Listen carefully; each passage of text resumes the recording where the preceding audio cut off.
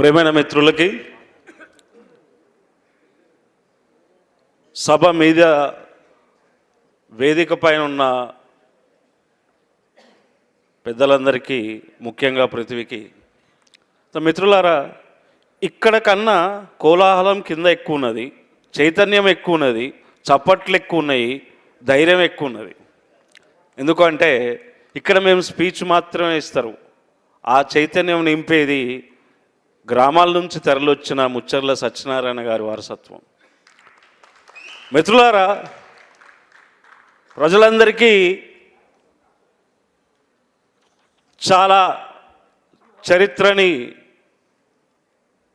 ఎప్పుడు చాలామంది పెద్దవాళ్ళు మాట్లాడినట్టు చరిత్రని వెలికి తీయకుండా, చరిత్రని చరిత్రగా చెప్పకుండా, చరిత్రని పుస్తక రూపంలో తీసుకొచ్చిన దాంట్లో ఒక పేజీకో ఒక అంగుళానికో కుదిర్చిన మన తెలంగాణ సమాజ మేధావులు, రాజకీయ వ్యవస్థలు, వాళ్ళందరికీ మేము సవాలు విసురుతున్నాం. ఇక మొదలైంది ధిక్కర స్వరం గద్దర్ ఫౌండేషన్ తరఫున. ఇది ముచ్చర్ల సత్యనారాయణ గారితో అని చెప్పి నేను చెప్తా ఉన్నాను. ప్రజలకు అందించాల్సిన ముఖ్యమైన చరిత్ర ఏదైతే ఉందో ఆ అట్టడుగు ప్రజల నుంచి వచ్చిన వాళ్ళమే. ఆ గోషి కట్టినా, గజ్జలు కట్టినా, గొంగడేసినా, కర్రబట్టినా, సాము తిప్పినా, సెలకల్లో కోతలు కోసిన అవి సబ్బండ వర్గాల నుంచి, అట్టడుగు ప్రజల నుంచి ఆ ధిక్కార స్వరాలు ఏవైతే ఉన్నాయో ఈరోజు ఆ రోజు ప్రభుత్వాలని గడగడలాడించినాయి. ఈరోజు కూడా అదే రూపం ఇక్కడ డాక్టర్ సంగంరెడ్డి, పృథ్వీరాజ్ చౌహాన్లో కూడా కనిపిస్తున్నదని మీరందరూ ఈ నిదర్శనం. ఎందుకంటే పృథ్వీ నేను వచ్చినప్పటి నుంచి పిలుస్తూనే ఉన్నాడు, కానీ నేనెందుకు కింద కూర్చున్నా అంటే ఆ ప్రజల్లో ఉండి మాట్లాడే ఈ వేదిక పై నుంచి ఇచ్చే సందేశాన్ని ప్రజలతో రిసీవ్ చేసుకోవడం నాకు చాలా ఆనందంగా ఉంది. మనముగా స్పందించే ఆ ధిక్కర స్వరాలకి, మనముగా ప్రజలుగా జనం గుండె సప్పుడుగా స్పందించే ఆ ధిక్కర స్వరాలకి నీరాజనంగా నేను కిందే కూర్చుంటాను. పృథ్వీ, మనం ఈరోజు తెలంగాణ సమాజంలో 2014 నుంచి తెలంగాణ తీసుకొచ్చినవనొకడు, ఇచ్చినవనొకడు. అంటే ఒకడు గుంజుకొచ్చిండట, ఒకడు బిచ్చం వేసిండట. ఇదే ఇద్దరు మాట్లాడుకుంటారు. మధ్యలో అప్పుడప్పుడు ఇంకోటి వచ్చిపోతాడు, మైబీ హూ ఢిల్లీకా అని. అది ఉన్నది వాస్తవమే. ఓడు బిచ్చం వేసిండట పార్లమెంట్లో, అమ్మ బిచ్చం వేసింది, వీళ్ళు నేను గుంజుకొచ్చినా అంటాడు. ఇంకోటి మైబీ హూ హంబీ హే లాల్ టీకా లగాకే హంబీ అని ఒకడు చెప్తుంటాడు మధ్యలో మధ్యలో. అయ్యా, మీరు వెయ్యలే, వీడు గుంజుక రాలే. ఈడ కింద కొడితే మీ ధమాకులు పార్లమెంట్లో, అసెంబ్లీలో, ఇంట్లో 24 గంటలు కొట్టి కొట్టి దుమ్ములు లేపితే వద్దురా బాబు, అదేదో తెచ్చుకునేదేదో మనమే తెచ్చుకుందాం, ఆయనతో వీళ్ళు వేసారంటే వీళ్ళ చేతులకు పోతుంది అని ఇది చేసిన కుట్రల్లో భాగంగానే తెలంగాణ తెచ్చుకున్నారు తప్ప మనకు అది మన ప్రజలకి, మన చైతన్యమైన ప్రజలకి మనం అమాయకంగా ఓటేసి, స్పష్టంగా చెప్తున్నాను, మనకు చైతన్యం లేదని కాదు, అద్భుతమైన చైతన్యం ఉంది, కొట్లాడే చైతన్యం ఉంది, కోతలు కోసే చైతన్యం ఉన్న మన తెలంగాణ సమాజాన్ని తిరిగి ధిక్కర స్వరాన్ని లేపుతున్న పృథ్వీకి మనస్ఫూర్తిగా శుభాకాంక్షలు తెలియజేసుకుంటున్నాను. ఎందుకంటే మిత్రులారా, ఈరోజు అందరూ మాట్లాడుతున్నాం, మేధావులు అవ్వాలి, మాట్లాడాలి. వాళ్ళు అయిపోయారయా, మేధావులు లేరు, రాజకీయ నాయకులు లేరు, త్యాగాలు చేసేటోళ్ళు లేరు, మీడియాలో రాసేటోళ్ళు లేరు. ఇప్పుడు మా ఇటువే రగన్న ఉన్నాడు అంటే నేను చెప్పాల్సుకుంది ఆయన ముందే పసిగట్టి చెప్పినట్టున్నాడు, నేనే చెప్దాం అనుకున్నా. ఇప్పుడు జై తెలంగాణ పత్రిక మనం ఇంకోరితో కాదు పృథ్వీ, మనమే మొదలు పెడదామని.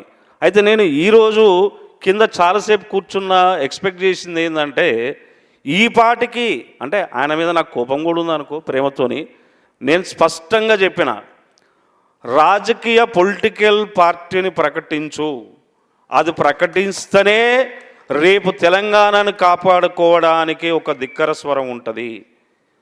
రాజకీయ పార్టీ ఉండాలి, ధిక్కర స్వరాలకి త్యాగాలు చేసిన కుటుంబాలకు ఒక రాజకీయ పార్టీ ఉండాలి. ఈ ఏ రాజకీయ పార్టీలనే వ్యవస్థలని మనం నమ్మము, వాళ్ళు మనల్ని నమ్మరు. ఆ స్పష్టత వాళ్ళకున్నది, మనకున్నది. ఇంకా మళ్ళీ ఎందుకు ఇక దోస్తానాలతోని. కాబట్టి ప్రేమైన ప్రజలందరికీ కూడా, తెలంగాణ ప్రజలకి మనస్ఫూర్తిగా నేను వేడుకుంటున్నా, ఈ గొప్ప ధిక్కర దినం ఏదైతుందో అది రాజ్యాధికార దినంగా మనం ప్రకటించుకోవాలి.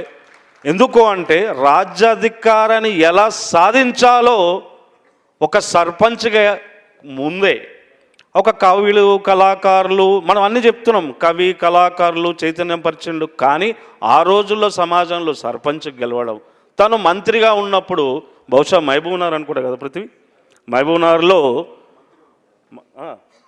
మంత్రిగా ఉన్నప్పుడు మహబూబ్నగర్లో ఒక దళితుడిని కింద కూర్చోబెట్టినప్పుడు దాన్ని వ్యతిరేకించడమే కాదు, తనని తీసుకొచ్చి పైన కూర్చోబెట్టిన ఏకైక ఉమ్మడి ఆంధ్రప్రదేశ్లో ఏకైక తెలంగాణ మంత్రి అది ముచ్చెర్ల సత్యనారాయణ గారని మనం గుర్తు చేసుకోవాలి.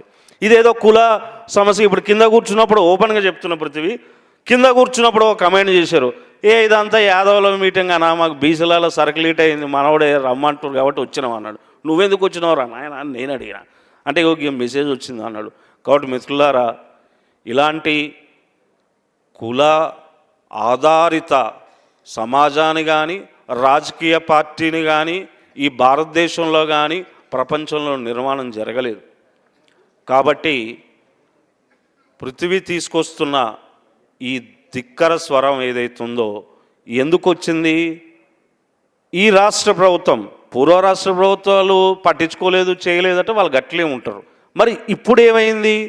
ఈ తెలంగాణలో 2023లో ప్రభుత్వం మారాలి, ఒక మార్పు జరగాలని చెప్పి పృథ్వీ లాంటి వాళ్ళు, ఇక్కడ ఉన్న వేదికలు ఉన్న ప్రతి ఒక్కరు ఇంక్లూడింగ్ మేము కూడా అక్కడ పోయి మొత్తుకొని ఓట్లు వేపిస్తే వచ్చిన ప్రభుత్వం ఏం చేస్తుంది?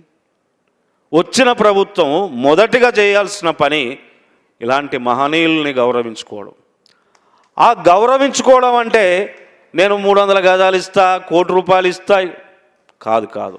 అసెంబ్లీలో, ఎందుకంటే he's a personality in assembly. తను ధిక్కర స్వరాన్ని ఉమ్మడి ఆంధ్రప్రదేశ్లో తెలంగాణ కోసం వినిపించిన ఏకైక మంత్రివర్యులు ఎవరైతే ఉన్నారో అది ముచ్చెర్ల సత్యనారాయణ. అది రికార్డ్స్లో చూసుకోండి. పృథ్వీకి లాస్ట్ టైం కూడా చెప్పిన నేను, అసెంబ్లీ నుంచి రికార్డ్స్ తీపి తను మాట్లాడాడు, ఆ పనిలో ఉండమని చెప్పాను. అందరికి కూడా గద్దర్ ఫౌండేషన్ ఉన్నది. ఇదే వేదిక ముచ్చెర్ల సత్యనారాయణ గారు, నాన్నగారు ఎట్లయితే కలిసి నడిచినరో మేము అట్లే నడుస్తున్నాం. నేను పృథ్వీ ఫౌండేషన్ ఉన్నది, ప్రజావేదికలు ఇస్తుంది. ఉన్న చరిత్రని ఉన్నట్టుగా ప్రజల దగ్గరికి తీసుకుపోదాం.